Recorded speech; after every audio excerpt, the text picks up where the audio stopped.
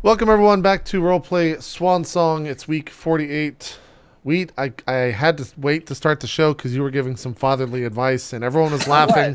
So I have to know what the fuck was happening. Did you guys hear it then? Yeah. You got okay. I'll break it. I mean, actually, I'd love to hear from your perspective that conversation. The best part was, how are you ever going to own a pet?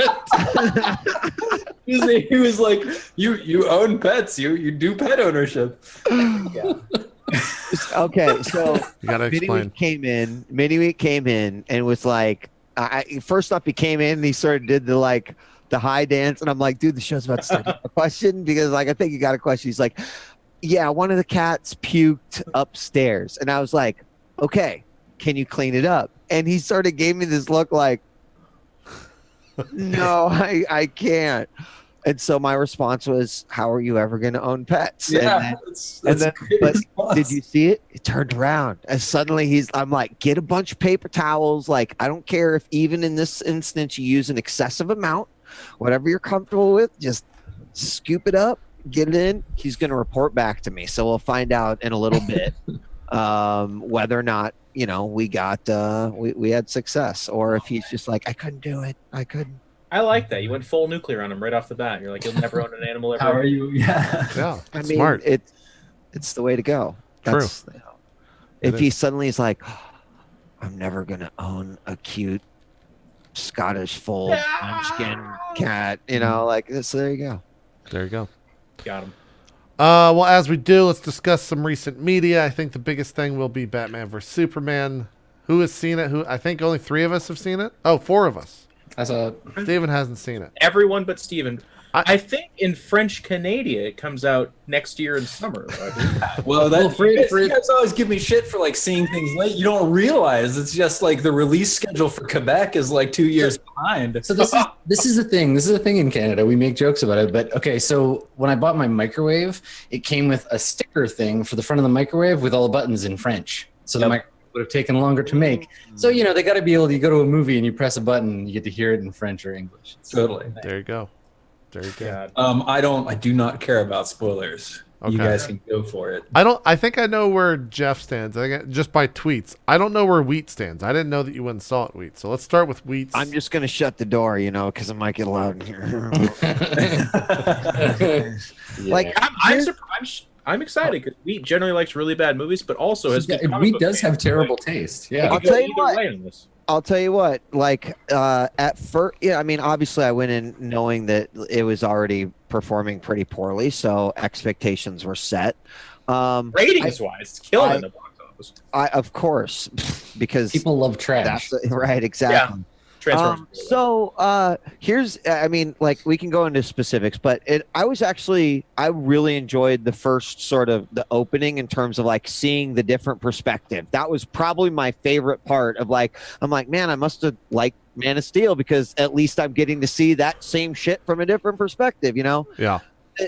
The immediate 18-month time skip actually makes fucking no sense at all. They're they don't handle this well. I feel like it has a big effect on the story because I do not buy any of the motivations that then occur from that point forward. They seem all discombobulated and not fucking right. Discombobulated is the perfect word for that entire film. Yes. What was even going on? Here's the crazy part, right? I would consider myself, not even in the DC world, but I know a thing or two when it comes to the DC world.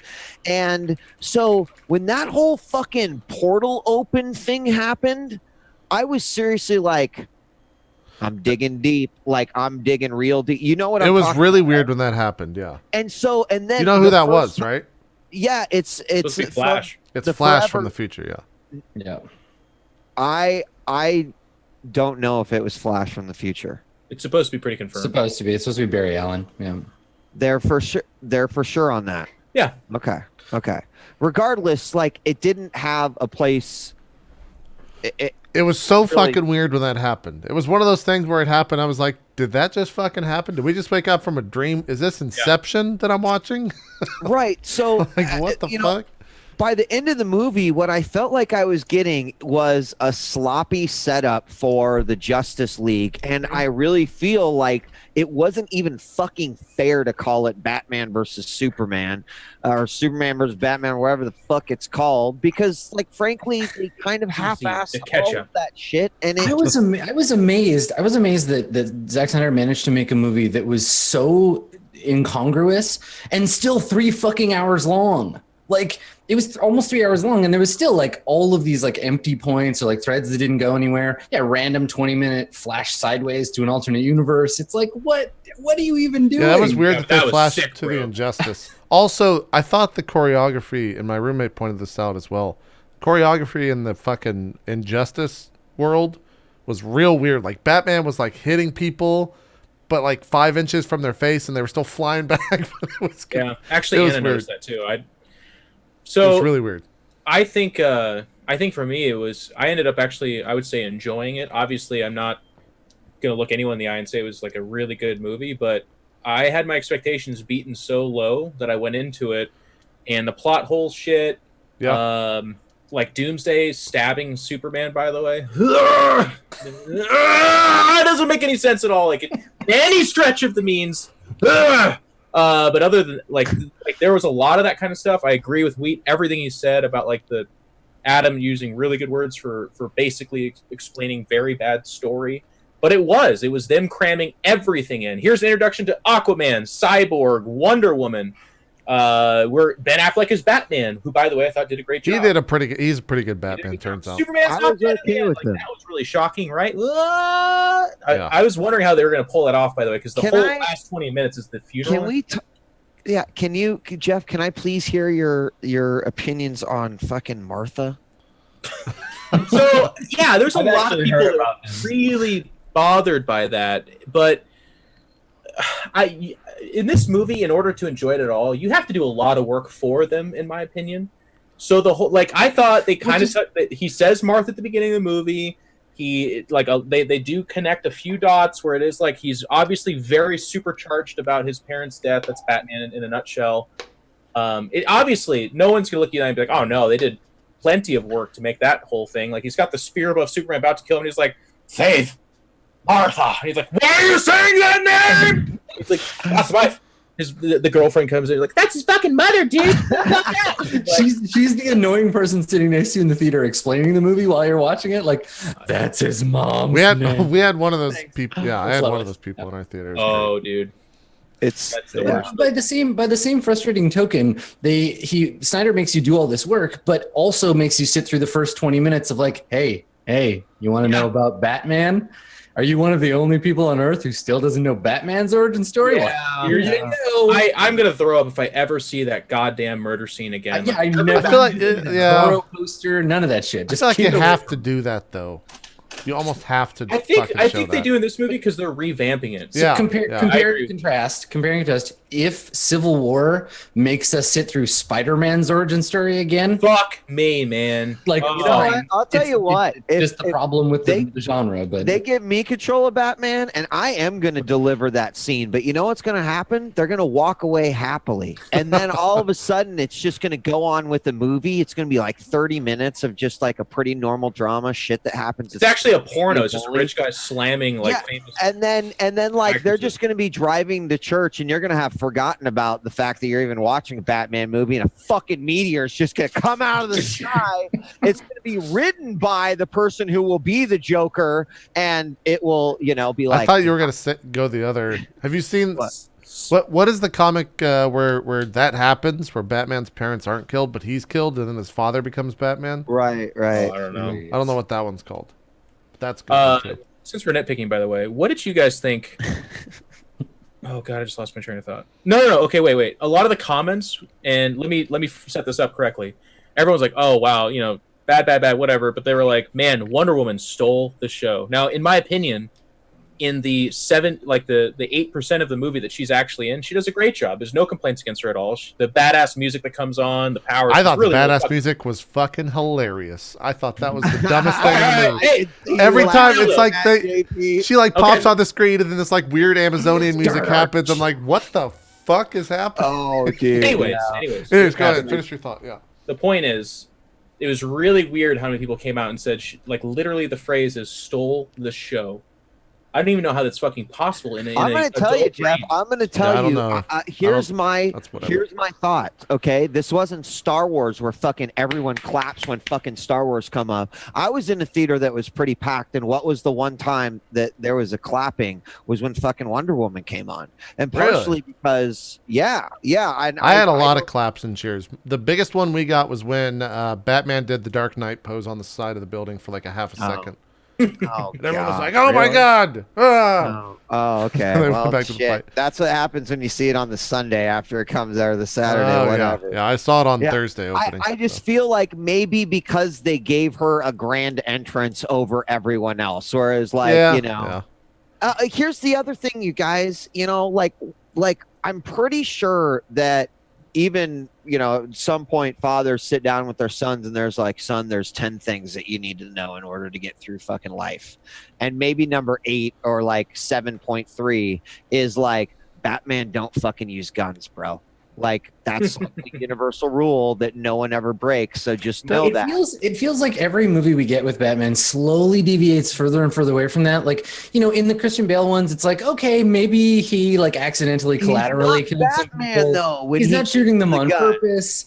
And then in this one, it was just like he's shooting kind of like near them. Like, did he actually shoot the guy or did he just knock him down? But eventually it'll just be like, yeah, Batman sticks a gun in a dude's mouth. Dude, he not only at one point had that big fucking like M50. Yeah, the big grenade launcher. The whole trap with the fucking things that can, and I'm just like, you guys are still forgetting the funniest part of the entire movie, though. That's not true. I mean, Frank Miller is probably the one guy who can break that rule. What's that, JP? Funniest part of the movie, I said this last week on Drop Frames, funniest part of the movie is when everything's going crazy at the end. There's this giant fucking fight. And then just in the middle, the music drops out and Superman just randomly turns and says, "I love you," out of fucking nowhere. Like, literally nothing provokes this scene. It happens, and I audibly laughed in the theater because it was so fucking random and forced. It was the stupidest thing. There's some bad writing. I thought the part in the previews, it ends up looking kind of badass, but in the movie, he's like, "Hey, this is mercy. I could kill you, but I won't." And he starts to flutter away, and Batman's like, "Hey, do you bleed?" And he looks at him, and even in the movie, he gives the look that every person would look, and they're like, "What in the fuck?" He flies away. He's like, "What?" The best part of that is after he flies away, where Batman's like, "Well, you're gonna." So it's not a badass line. It's not even delivered very well. He rips his fucking car roof off. He stands up and he's like, "Knock your shit off, I'll kill you." And he's like, "Do you bleed?" But it's like, it's not a badass line. It's not I will make you bleed. It's like, do you? I need to know because I'm doing research and I'm pulling tires back at home. Yeah. I'm really fucking buff. I'm super strong. And that was anyway. The thing about Batman and Superman fighting and their whole like moral code opposition thing is that it's toothless, right? Like, it's like watching two Canadians get in a fist fight. Like, neither of them is gonna do. I'm sorry. I don't want to, but I don't know. Also, I hated the part that his whole plan, by the way, Batman's plan, was first of all for him to walk through a bunch of machine guns, which it's like, what in the fuck are you even doing? You already know the answer to this. Everyone knows the goddamn answers. You saw him pile drive a man through a building that crashed with your people inside. What if they were Kryptonian tipped bullets, though? That's what I was thinking. If they were, that would have been cool. They weren't. And then his plan is he has 3 gas grenades, shoots the first one. That was kind of cool. And Superman's like, Jesus Christ. And he gets defeated a little bit. Then Superman gets mad when he starts to kind of shake off the effects. And I'm like, well, surely he won't get hit by another goddamn smoke grenade. Boy, was I in for a surprise as Superman charging at him and just takes it in the chest again. Like, it really hurt my immersion. Like, I'm doing all this mental legwork, and I'm like, this guy's a god. Yeah. And he's like, Jesus, this grenade's really dangerous to me. He shot another one. Now I'm going to run into it. It's fine. The funniest part about the entire situation of the movie, I think, if people just losing their minds, I read a lot of, I'll go and read Reddit, I'll go read NeoGAF. People are posting fucking essays about this movie, and it is hilarious because I enjoyed the movie regardless of all the fucking giant holes in it. I still had a fun time watching it, but going in some of these threads, there's like 5,000 word posts like breaking down like Zack Snyder's life and why he makes his movies like this and like what the reasoning is behind him doing all these. And I'm just like, it's a fucking movie, man. Like, just So like, I actually think that's ridiculous. I haven't read into that, but like Zack Snyder makes movies in a way that like when you watch a movie, you really know it's Zack Snyder who made it. Right. I think Well, it's that's got the really Snyder interesting. effect, yeah. The action for sure. And like, I don't know. I think that's like how many other filmmakers you can really say that about, like Tarantino and I mean, like Definitely know Tarantino. every good one ever, like all good directors ever. I mean, I guess. I mean, I guess You're that's not gonna true, watch a but Scorsese movie and be like, "Who did this again?" But like Zack Snyder is not regarded as a good director, right? So except of action sequences, which is Yeah. all Someone in Yeah. chat said the movie would have been a full hour shorter if the slow-mo was at regular speed. That's Might be pretty true. good. That's pretty good. I came away from this like I enjoy. I think Star Wars is a better movie. Episode 7. So not the same comparison, but the feeling I had of like I'm excited for more. This is the first time in a DC movie where I'm like I want the next one. I want to see Affleck as Batman again. I want to see that like, Frank Miller style. I enjoyed. I'm excited for Justice League. Like they very clearly are introducing Darkseid, and I think Darkseid is one of the coolest there is. Yeah. I felt like the antagonism was super bad in this, so hopefully like Darkseid is better. Because like Luther, his rant at the end where he's like, "He's coming." It's like, how do you know? No. Where was the scene where we got to figure that out? I think they that'll deleted that scene. It's in the director's cut, but Yeah. that was one of the weird things too for me. Like everyone's like Lex Luthor, that was terrible. It was horrible. The whole time I'm like, what are they talking about? It's like, yeah, okay, like this is I not liked really him. Luthor, it's kind of bad. But the final scene where he presses his face through the bars and it's going ding ding ding ding ding. That was ding, really ding. weird, I yeah. was like, Jesus Christ! All right, this is that did it right there. I like that. Was actually probably one of my favorite. I did like him and I like him in general, but I felt like Well, he was just playing Mark Zuckerberg again, right? Like that Yeah, we were that's what talking a lot about of this people last said, time. yeah. Like it was a different Luther. That's what a lot of than- It's people not been Luthor saying. from anything though. Yeah. It's like he wanted so desperately to be the Joker effect in this movie. He's like, people will, when I die of a drug overdose, they're gonna remember this performance as one of the greatest ever. It's like, no, you're way overdoing it. Yeah. Lex Luthor's like a really cerebral. Well, it kind of wasn't even Lex Luthor. It was his son, wasn't it? Yeah, I assumed it was supposed to be his kid, like the real Lex Luthor. It's his kid, and he was all weird and like kept talking about his dad all the time. And like I think we were supposed to get that he was like not really a very effective Lex Luthor on purpose. Yeah. Okay, fair enough. Yeah. I don't know. Maybe he'll turn into Brainiac, and that'll be fun. Maybe that's And what they wanna do. nobody. I held off on really exploding about this because I was waiting for somebody who's got like waist deep in Superman comics to correct me on this. But how the fuck are they supposed to explain that Doomsday stabs Superman? How?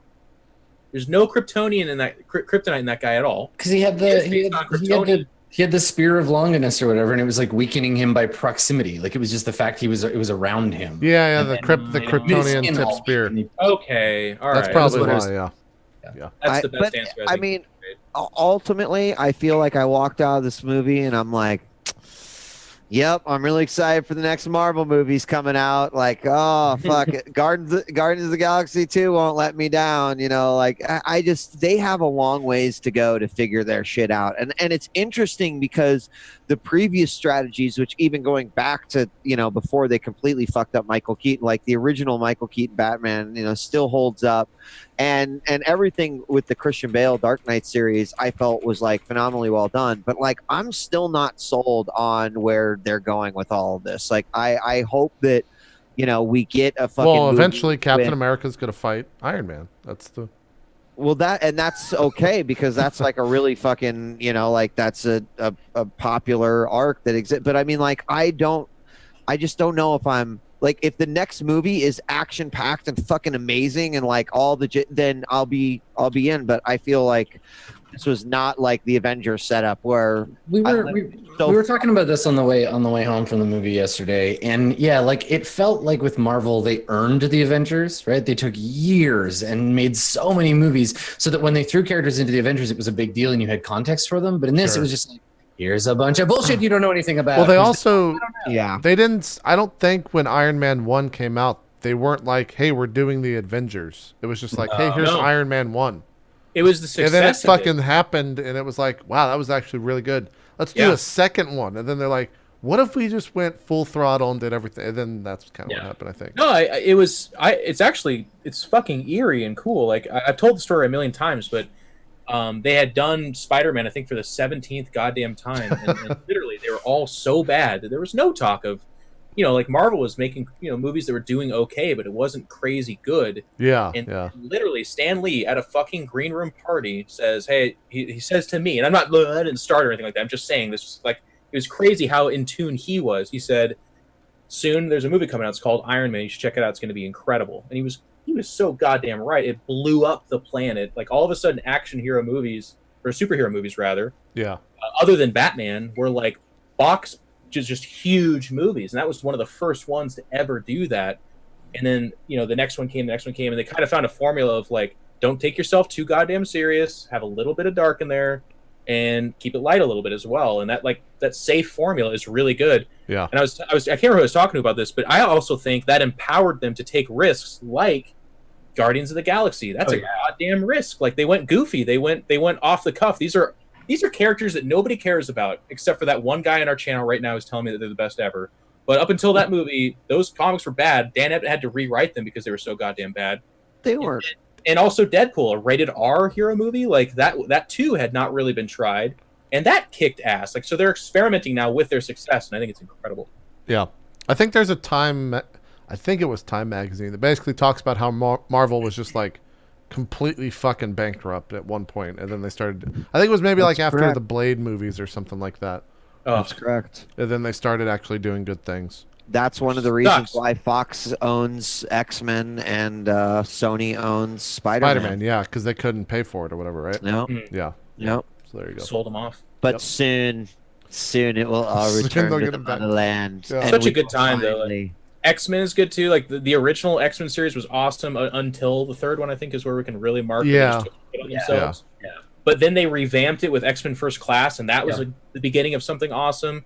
Marvel's hitting their stride. I agree that DC is kind of leagues away and behind, and I agree that this was a bad movie. But after Christian Bale, I was like, who the fuck? Are they going to have Pierce Brosnan play Batman or something like that? Like, who's it going to be? And then they said Ben Affleck, and I was like, Jesus, I don't like that guy. Yeah, everyone fucking went crazy, yeah. He did a great job, and I'm excited for more Batman. I guess they offered him 3 movies himself, and I don't know if he took it or not, but there's supposed to be more Batman. Wow, I didn't know that. Let's go around the horn real quick. Just see what everyone's been up to. Geoff, we'll start with you. Anything new, crazy? We got 6 minutes, so 2 minutes a person. Hi, I'm leaving tomorrow for Chicago to go to Adepticon, which is like the age-old Warhammer tournament.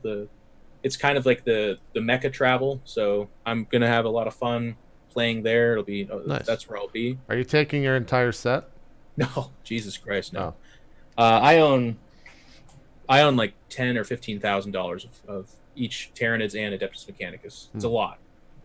Actually, more than that because the fucking Warlord Titan himself is about 5 or 6. No. And then when I get back, I'm hopefully going to be launching my new shirt, which I'm really excited about. Nice. Without that graphic. And that's pretty much it in my little corner of the world, man. That's what I've been doing. I'm doing a bunch of gigs. Like, you were about to pay. I like how you're about to say shit and you stopped yourself. You know that too. No, I do that all the time. No, I'm doing a DreamHack Austin coming up, which is cool. And I think I'm pretty much confirmed. I don't know who I'm working with, but I'm going to be doing the Twitch booth at Emerald City Comic Con as well, which is going to be really fun. Wait, what's Emerald City? Seattle. Oh. Seattle. I didn't know they called it that. Wait, what have you been up to? So I had my mom and niece in town for like the last 5 days. So I've also been doing like half touristy stuff, which includes a lot of eating. So I am still getting over like food coma from many times. But it's always fun to like, especially be like, hey, come to San Francisco. We're going to eat in an awesome place. And a part of this experience is waiting in line for 30 minutes or an hour, you know? So it was good though. We had fun and went around and did, something, went to Japantown and Chinatown and they went to Alcatraz. I didn't go, but a few other places. So I'm just kind of like getting back into it. I got my new TV. I'm really excited about that. Nice, yeah. However, I let the Samsung representative know this as well. They got the new TV. It was through Amazon scheduled delivery, which is kind of nice. Or they contract out to different companies. They come, they set up your TV, they plug it in, they make sure there's no damage, then they take it away. Amazon then doesn't need the original packaging if you have problems with it. Anyway, point being is that so they leave. I'm like, sweet, it's 7 a.m. I get to set up my new TV and the fucking remote doesn't work, right? So I try everything and I am looking and trying to figure it out, blah, blah, blah. I actually end up calling Samsung and I'm just like, steam's coming onto my ears. I get through right away because thankfully it's like Saturday morning. And she, after keeping me on hold for like 15 minutes goes, oh, have you tried holding it 3 inches from the television, holding down these 2 buttons and then pressing this button and this button? I'm like, no, let me try it right now. And that fixed it.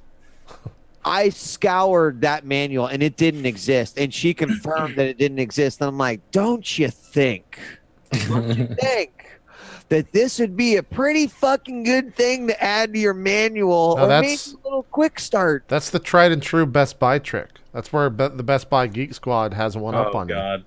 Because then people come and spend $70 to have some dude roll up in They're like $200, bro. They're expensive. Oh man, that made me so mad. But I'm enjoying my new TV. Curved is great. I'm really happy with it so far. So I get 4K streaming on Netflix. I'm super fucking stoked about that shit. Do they have Daredevil in 4K?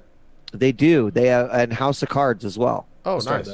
I haven't. I've only seen like 1 or 2 movies, but. What was that, Geoff? I finished Better Call Saul. That's a goddamn good show. Season 1 or 2?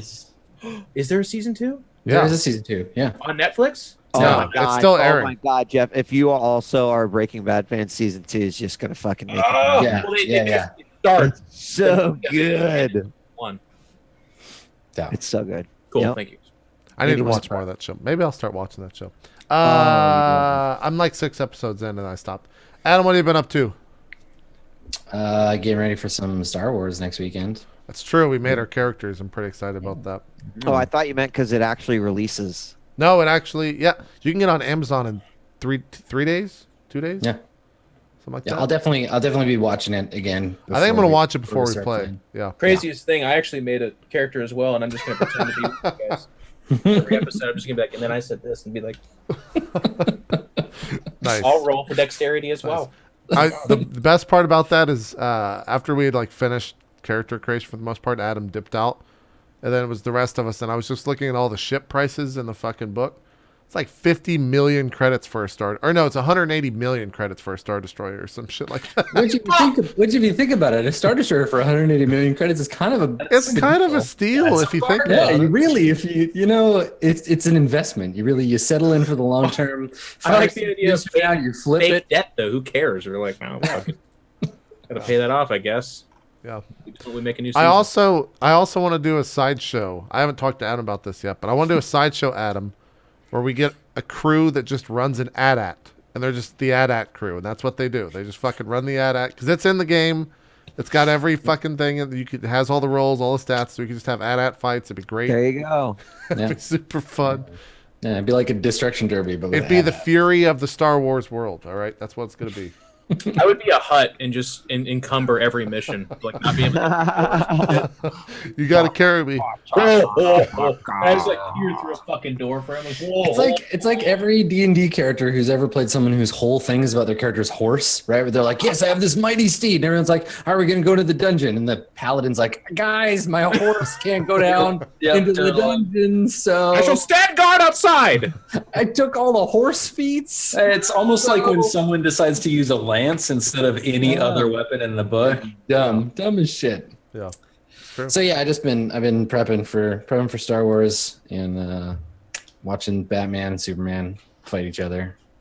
I think it's so cool that JP's character, instead of having a true like traditional lightsaber, has a shovel lightsaber. Yep. Really Yeah, big track. crazy. Combat shovel. Combat shovel. Yeah. combat lightsaber shovel. People ask a lot, like, what's the game going to be like? What time are you setting it in? And I figure it's just going to be Wookiee Life Day every episode. Yeah. The whole show, just as much Wookiee Life Day as we can get. They'll be singing. It's going to be great. Again, we're also going to do a one shot about a group of Ewoks who are of the spec ops section right. and walk around and kill people. I had a long Sorry. conversation. I had a long conversation on my stream the other day about the parallels between the Ewoks on Endor and the current situation in Afghanistan, and how the Ewoks might be a parallel for the Jesus. Taliban. Okay. The more you think about it, the more you start to realize that the Death Star might have been an inside job. If you really look at the facts. There you go. Yeah. Well, I mean, proton torpedoes can't melt steel beams. That's what I'm saying, man. True. I know we're on the level here. It's true. They can hit a Minoc at 16 parsecs. That's very true. Steven, what have you been up to the past week? Roller Coaster Tycoon World launches tomorrow to early access. Nice. Is this a nerve-wracking evening? Is this a finally evening? No, this is fine. Like our internal deadline was a week ago because it's like that's when we had to lock down for the gold version, and there've been like emergency bug fixes over the past week or whatever, but that's not really on the design team. So I've been mostly working on patch, like 1.1 or whatever stuff, like updating coaster stats, cool stuff like that. So like if you're into like roller coasters and the tycooning thereof, definitely check it out. There you go. What time does that launch? I think it's like 4 p.m. tomorrow. I'm gonna have to double check. Nice. But yeah. Nice. Well, cool. We're 2 minutes over. I'm sorry, YouTube. It's not 30 minutes. It's 32 in the comments. But Adam, go ahead and take over the show. Get it going. All right. So, previously on Swan Song, Crystal. What's Marcus's new character's name? I actually forgot. I didn't even see. Yeah. So, Abuela, right? Is Abuela? Crystal. Okay. Crystal. Yeah. Remember, I'm gonna be. Yeah, crystal castles. So yeah, in the last episode there was some stuff with some crystals. There was a Peony weirdness, and then she disappeared. But when we start this episode, this is one of those ones where we get the little like before the credit scene, and the fade in there's a Johnny Cash cover of Personal Jesus that would be playing during this whole sequence, and it fades in on the music, and you're having one of those nightmares again where it's like there's always blood. There's blood every time. Someone always dies in your dreams, and sometimes it's the well-meaning truck driver gets shot in the back of the head. Sometimes it's the nightmare about the space station. Other times it's the nightmare about the man in the suit with the knife. And every time they come back just like as bad as the last time. This one though is especially bad. We see the machine punching through someone's helmet, and you keep seeing yourself in the dream. Right? It's you, but her hair is different and she's dressed differently. But you keep seeing her, and you catch her, in the reflection of a starship panel, or you see her in the mirror. And I think as the nightmare builds to its end, you see the angels, and sometimes they show up in your dreams, but not so much lately. It's been a while. You see these angels, these robed angels, and they're leading you to this capsule. And so we're kind of seeing from the outside perspective what Peony saw last time. And she's led up to the capsule and put into it, and it's closed. And you feel a small, like warm, soft hand in yours, and you look down and you see the child. You see a little like kid, and the two of you walk away. You turn your back on the angels and their prisoner, and we hear somewhere in the distance the kind of like faint sound of a phone ringing, like the beeping of a phone, and then we see Kia, we see Peony, blonde Peony, snap awake on, you've fallen asleep on the shuttle between Anaximander and the university. So you look at your phone, and it's Vito, and he's almost certainly calling to check in on you. You look around, and the passenger area of the shuttle is like full of people. People come and go from the planet's surface all the time. You're headed back, and you can see the ship approaching as you move towards it, or the planet. Do you answer your phone? Yeah. I look at the phone. I put it down, And when it gets to that 6th or 7th ring and doesn't pick up, I think I answer. Okay. All right. So you pick up, and it's Vito, of course, calling you again. He can't leave well enough alone either, right? Like this is probably the 3rd time he's called you since he said goodbye at the spaceport and sent you back up to the planet. And so he doesn't even let you say hello. He's just like, Kia. Yes. It's going to be more complicated than we talked about before. Listen, I'm sorry. I know I said this was going to be easy. All you had to do was take the case up, give it to my people, but there's been a complication. I'm going to send you some photos. Let me know when you get them. And before he even finishes the sentence, your phone like vibrates with more like notifications. I take a look at it. I mean, I just slip it on. Yeah. So you take a look at your pad, your comm pad, and you see maybe with a chill, you see a figure from your dreams. You see his face grainy through the security footage, so it's hard to make him out. But you've never really got a good look at his face in your dreams either. He's got like a little bit of a kind of like smirk on his face. There's some blood splattered on his cheek, and you've definitely seen that look before. And so you get this kind of like shiver that runs down your spine looking at it. There's a few more other photos, different angles, but they all look to be security footage from one of the housing areas of the university. So respond. How is this complicating things? So he says, you get a message back, and he's like, I think the syndicate sent these people after us. They're going to interrupt the operation. Sacrament's going to go ahead, as we said, but I need you to look into it. Try to figure out who they are, what they're doing here, how much they know. Just play stupid. Do the student thing.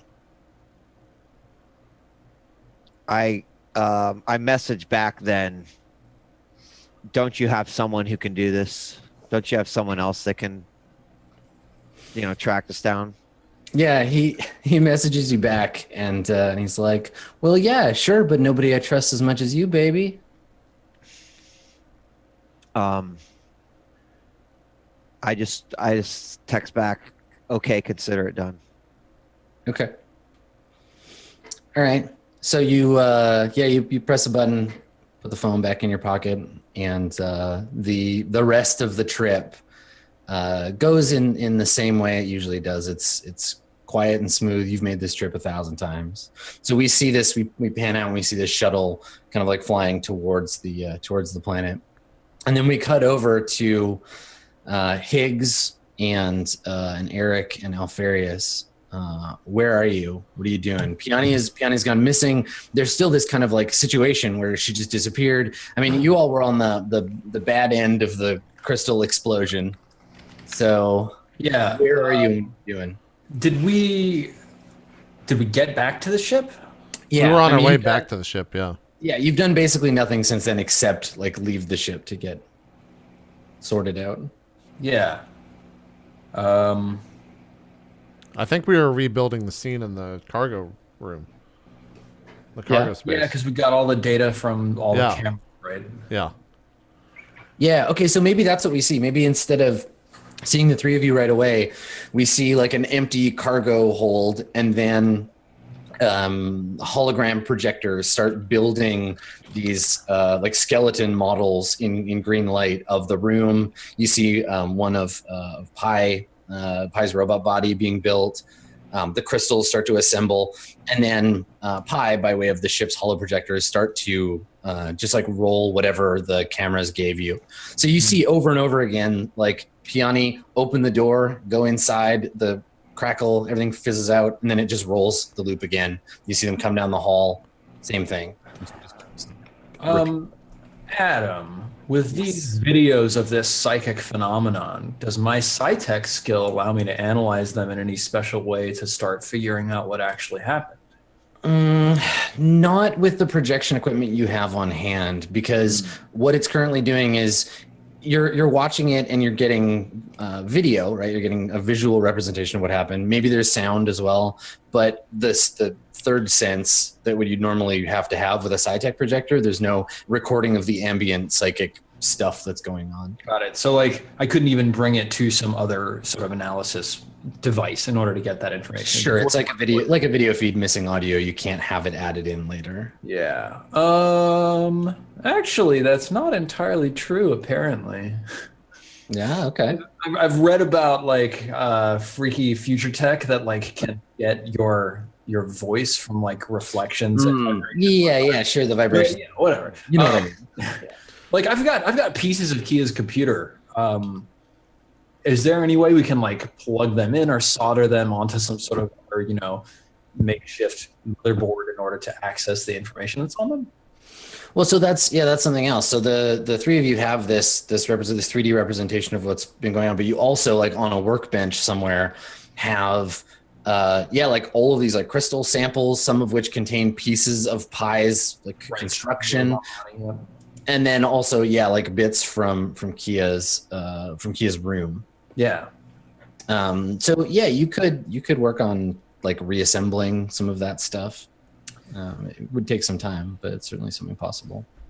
Like Pi is still on the ship and responsive and everything, right? Yep. I think I would go to them about the body. Mm-hmm. Okay. That we have. Okay, so the two of you are working together on that. Yeah. Okay. And what Alfarius and Higgs, what are the two of you doing? Alfarius, what are you doing? I don't think anything interesting. I think Higgs is basically like having Pi project what he thinks happens into the room or something like that, and like going through all the hypothetical situations. Mm-hmm. And like anything that he brings up, Higgs just has the tone of like, this is your fault. And it just seems kind of like a parent scolding a young child or something like that. Sure. But yeah, I'm just like running through hypothetical situations. Yeah. That type of stuff. Totally. Okay. Yeah. Pi is being unresponsive. Not in a like they're broken kind of way, but they're sulking or pouting. They're frustrated or angry. They're not like, they're doing what you ask, but they're not responding if you goad them. I'm like scouring the cameras or like checking news feeds and stuff like that, just doing the peripheral stuff. Okay. Sure. Okay. So yeah, it doesn't look like it. I guess you don't have access to everybody's like communication feeds or anything, but there's definitely something going on. There's some posts about like something weird happened at this dorm. What's that about? Okay. People, because a bunch of people were passed out for no reason, right? And maybe there's like a campus security board posting that's like regarding the incident at the southeastern domicile, there was a gas leak that may have caused you to feel like dizzy or uncomfortable. If this happened to you, please see like local, like they've sent a medical team to go and check on everybody because of reports of people passing out. I'm wondering if there's a way for me to get on that team. Like the medical response team. I mean, maybe. It might be tricky because, like, you'd have to pretend to be someone that you're not. Yeah. I don't really know anybody at an Aximander, right? I don't think so. No. Damn. I mean, you can always use a culture roll to try to conjure somebody up, but it wouldn't be an Aximander related. It would be related to one of your other culture skills. Right. Yeah. Yeah. You know what? Let me try like my culture Hoveda, since it's plausible that there might be like a Hovedan psychic researcher who would be involved on like a response team like that. Okay. Yeah, it's gonna be tricky because it's pretty outside your normal kind of purview. Yeah, that's a charisma roll. Yeah, it'll be culture Hoveda with charisma. Okay, I'm hoping for those double sixes. Not quite. Okay. Yeah. Yeah, I mean, the only people that you know on this planet are like exchange students or someone in the professorial staff, that kind of thing. Like Hoveda and Anaximander have a pretty decent relationship academically. Yeah. But yeah, you don't specifically like know anybody necessarily that'll be able to help you for that. So like what I'm really interested in is data and information regarding like firsthand accounts of experiencing the event. I just want to know what the effect was on the people and like what their effects were. So like maybe there's some way to like get some information of that sort from my contact, whoever. Yeah, I don't think that those two things like link up. The best way to do it would be to go and like start asking questions, right? Like find some reason to go and talk to some of the eyewitnesses, see if there's a witness or if anybody remembers any of that stuff. Yeah, okay. I think I'd probably go to Alfarius. Alfarius feels like he's kind of had my back a lot. Yeah, the two of you did just finish a stealth mission, so Yeah. I think I'd go to Alfarius and I'd say, Alfarius, it might help me understand more about the psychic phenomenon that occurred, and it might help me understand more about what happened to Piani to understand more about the psychic phenomenon. If we went down to the med tent and we simply distributed a questionnaire to the affected people, simply doing research. What do you think? Sorry. I think it important that if we should do this, we pose as students so as to not alert people. Through me.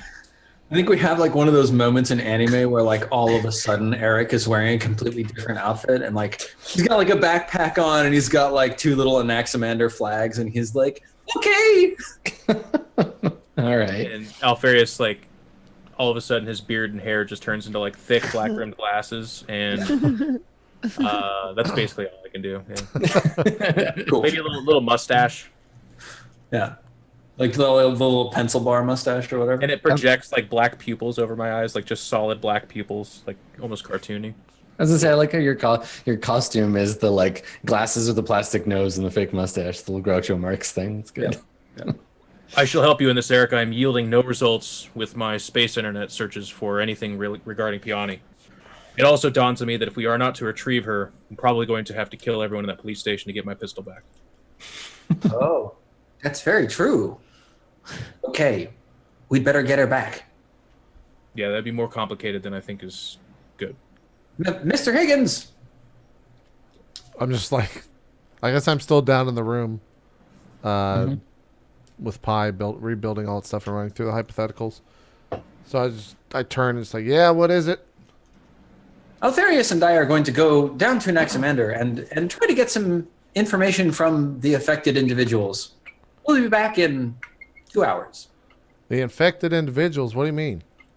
Affected. The ones who were affected by the psychic phenomenon. Is that affected with an E or an A? I am actually not entirely sure how this applies. Well, it's with an A, actually. You see, I'm over the affected is when something touches you and impacts you, whereas effected is when you act on another thing and create an effect. But Eric, see, that's where lies the dilemma. Who is to say that a manifestation of a psychic ability is not a physical touch? I have read many reports of people that have been affected by people using telekinetic abilities that does physically move objects or even them. You mean that this starts to like drown out in Higgins' back of his brain, and he just turns around and he goes, "Pa, you know why I like you? Because you don't talk as much as they do." Captain, I'm sorry. I was explaining the difference between E and A in terms of affected or affected, and I wasn't entirely sure what you just said. I Although found it a very scintillating conversation. Stall for 1 minute, sir, as I play back our conversation. You see, here's the way it happened.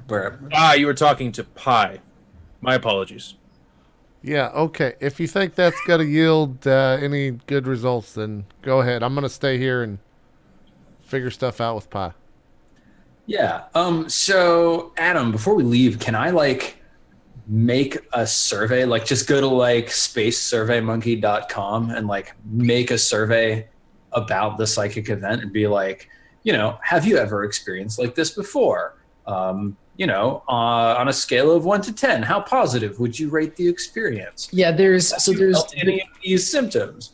There's actually like probably a standardized form that the Psychic Academy uses for intake, where it's like when someone undergoes a psychic event, you can walk them through this process. It's part of the psychology department that you weren't a part of it, but it's something that's fairly easy for you to access. Yeah. Is it reasonable that I could rely on my knowledge of SciTech to make this survey more effective for me?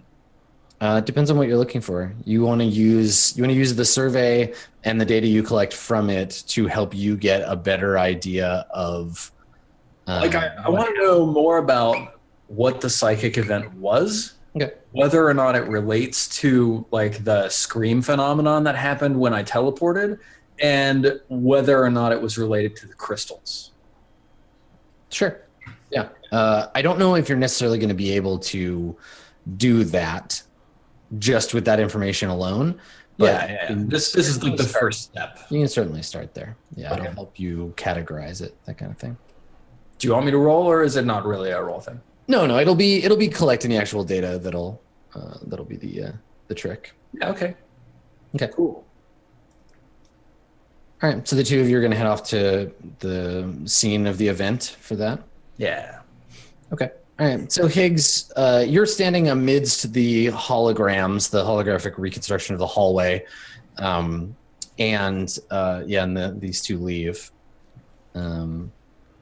And I think the thing is it just keeps looping, and maybe it pauses, and there's a perfect 1-to-1 size hologram of Piani just standing in front of you, and she's sort of turned to look back at Pi, but because of where you're standing, it looks like she's looking right at you, and she's just kind of flickering. Yeah. And Pi has stopped the playback and says, "Do you think she's okay?" I kind of just I don't even answer him. I just stare at fucking Piani. Mm-hmm. Probably 10 seconds. I'm just like, I don't know, Pi. If she might be in 30 crystals and dead. We don't know. I don't understand how you let this happen. I don't know what happened either. She went into the room and everything went haywire. I don't remember anything after that. I've been trying, but it's hard. I'm feeling very confused right now. Why'd you stop it right here? I don't know. I guess I wanted to. I can't watch it happen again. It's not helping. Well, what is she staring? I go and stand where she's at, so I'm standing in her hologram. Mm-hmm. Yeah. You stand and look from her perspective. Pi, what am I staring at over there? So you turn and look, and she looks like she's just looking past Pi's robot body at the wall. She's got this kind of haunted look in her face, like she's seeing through the wall, looking at something that's not there. And Pi says to you, did she tell you about the nightmare she was having? No. The last few months, things have been hard for her. After the eye was installed, she was worried that it might have been damaged or faulty in some way. She had been seeing things. I kind of just shake my head, snap out of it. I'm like, yep. She wrote. What do you mean? Where are you reading this from? She tell you this? We talked about it before several times. She has a journal. Maybe you could look at it. What came first, the journal or the conversations? They happened around the same time. Why? Can you play it back? Do you record it? I record everything that happens on the ship. Play back the conversations right now and tell me where the journal's at. I just have Okay. I basically just walk through the ship because I assume it's in Piani's room. Yeah. So as you walk, the audio of just the conversation, a random conversation between Pi and Piani, comes up and kind of starts echoing off the walls as you walk through it. And they're talking about a dream that Piani had about a wolf. And it's like listening to a person talk about a nightmare they had right after they had it, right? Where it's half sentences and trying to remember things. It's sort of a non-linear conversation. But yeah, Pi is more than willing to replay some of these things for you. And then Pi gives you access to the information that Piani had stored in the computer about her dreams. Yeah, I just listen to them and read through the journal like ad nauseum until I've kind of like understood everything that's being written down. Yeah, so I mean, I don't know how what your interpretation would be, but it's some pretty weird stuff. And it's not just dreams, it's like waking dreams. It's like I was sitting in my computer and then suddenly I was somewhere else. It sounds like fiction, like it doesn't make sense necessarily out of context. Does I guess acting or asking out of character, does it come up to be like that this is another person, or that she thinks it's another person, or that she's seeing these other sequences through like a different person's eyes or anything like that? I don't know. What impression on reading your dream journal do you think Higgs would get? I mean, remember there was like a lot of like going back and notes. So, I mean, it would be like, you know, for example, I'm sure Geoff can relate to this. Like when you take notes in debate, you know, there's sort of like you start to develop your own language that, you know, like you have letters that you circle that just like you can read the rest and know exactly what that signifies. So, I mean, I think there's probably very obvious things that Higgs is able to pull out that are like, oh, this, you know, like this might have been referenced to this or that. But I think that the overall bigger picture is probably more and more confusing as he continues to look at it. Because honestly, like there were some places where Piani was trying to draw connections between places that maybe didn't even have connections. So I would just consider that as you're looking through it. Okay. I guess after like I don't know, so however long it would take to read through it multiple times and hear it multiple times, so several hours maybe. Yeah, I mean, I think we lose track of time, and Higgs does too, right? Like there's this obvious passage of time, but you don't know how long it's been. Yeah. You look up and you're like rubbing your neck, and you like realize you've like been crouched over a computer for, you know, who knows how long. Yeah. And then we get that moment of like a break. Okay. Well, I mean, let's take a break actually then. Yeah, that's a good point. So maybe we see Higgs, like you just like lean back and like like you're like all sweaty and like tired, and all this time has passed. Just, you know, with the images of all of Piani's like kind of sketched journals up on all the screens. Yeah, exactly. All right, Cool. Let's take our first break. The show will be 3 hours tonight, not 4. So we'll come back and go to the second hour, and we'll be right back. More Swan Song coming up right after this. We'll see you guys then.